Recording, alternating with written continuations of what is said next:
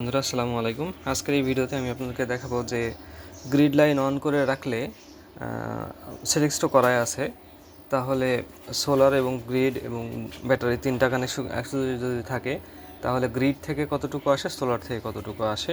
যদি সোলার থেকে কম আসে তাহলে দেখতে পাচ্ছেন আমি এখানে একটা রাইস কুকার দিয়ে দিয়েছি। এই রাইস কুকার দেওয়ার পরে আমি এখানে আপনাদেরকে ইনভার্টারে দেখাচ্ছি। এখানে কিন্তু গ্রিড কানেকশন আমি দিইনি। এখন দেখেন 900 ওয়াট আসছে প্যানেল থেকে। এখন বাজে সকাল 7টা কি 8টা, প্রায় 10 মিনিট বাকি সকাল 8টা। এখান থেকে 900 আসছে। তো আমি এখানে গ্রিডটা দিয়ে দিলাম।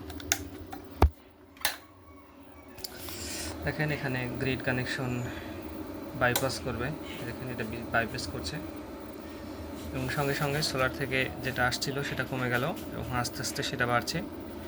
দেখা যাক 200 ওয়াট, 300, 500, 700, 800, 900, হ্যাঁ এখন চলে আসছে। তো চলুন এবারে আমরা গিয়ে দেখি আমাদের যেটা মিটার রয়েছে সেই মিটারে কত ওয়াট কনজিউম হচ্ছে বা কত কিলোওয়াট কনজিউম হচ্ছে। দেখেন এখানে কিন্তু 800 ওয়াট আসছে। হ্যাঁ চলুন এবার আমাদের মিটারটা দেখে নেওয়া যাক যে মিটারে কী অবস্থায় আছে, কী পরিমাণ বিদ্যুৎ এখান থেকে যাচ্ছে। দেখেন রোদ কিন্তু মোটামুটি আছে। এখানে দেখেন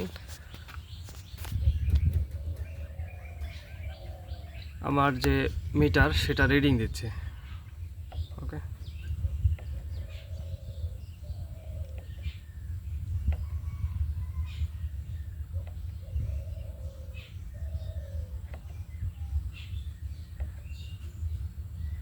(1.4 অ্যাম্পিয়ার। তাহলে এখানে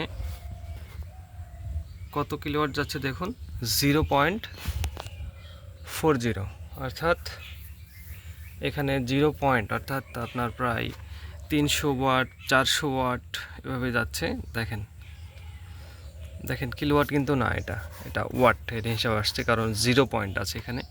300 যাচ্ছে, 400 যাচ্ছে, 399, 400, 300 ওয়াট। তার মানে ওখানে আমার 1 কিলোওয়াট মতো নিচ্ছে, বাকিটা কিন্তু আমার সোলার থেকে দিচ্ছে। তো এখান থেকে 400-500 ওয়াট করে যাচ্ছে আর কি। সঙ্গে ফ্রিজ চলছে, আমার কম্পিউটার চলছে। তো এখন মোটামুটি কিন্তু রোদ উঠেছে, দেখেন ভালো রোদ উঠেছে। সূর্যটা যখন একটু উপরে আসে 9টার দিক থেকে ভালো জেনারেশন হয়।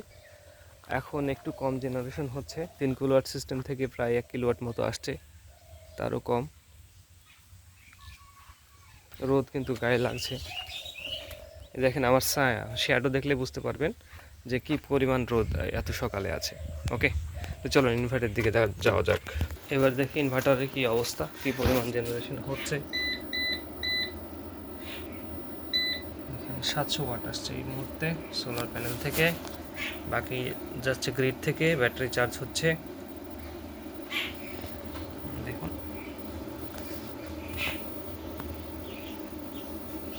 এখন বাড়ছে, কিন্তু কিলোওয়াট বাড়ছে, দেখতে পাচ্ছেন 1 কিলো পার হয়ে গেল।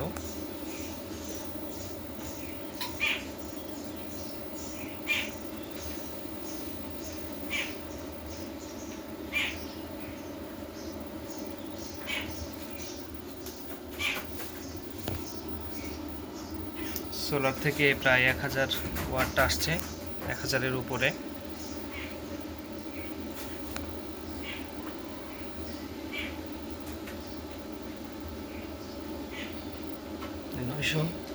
কমে গেল।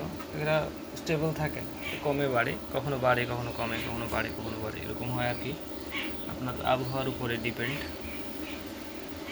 বাকিটা গ্রিড থেকে নিচ্ছে 400-500 ওয়াট, এটা গ্রিড থেকে আসছে। আর বাকিটা আমার সোলার প্যানেল থেকে আসছে। তো এখন যেহেতু বিদ্যুৎ আছে সেহেতু আমি আর ব্যাটারির উপরে এক্সট্রা চাপ দিচ্ছি না, যেটা হচ্ছে হোক। অবশ্য ব্যাটারির চার্জ ফুরাই গেলে পরে কিন্তু সোলার দিয়ে চার্জ হবে, কারণ পরবর্তীতে আর লাগবে না, আমার ওই বিদ্যুৎ লাগবে না, আর এত লোডেরও প্রয়োজন নাই, তখন কিন্তু ব্যাটারিটা চার্জ হবে। এতে করে ব্যাটারির ক্ষমতা কমে যায়, যখন অধিক লোড দেওয়া হয় তখন ব্যাটারির ক্ষমতা কমে যায়।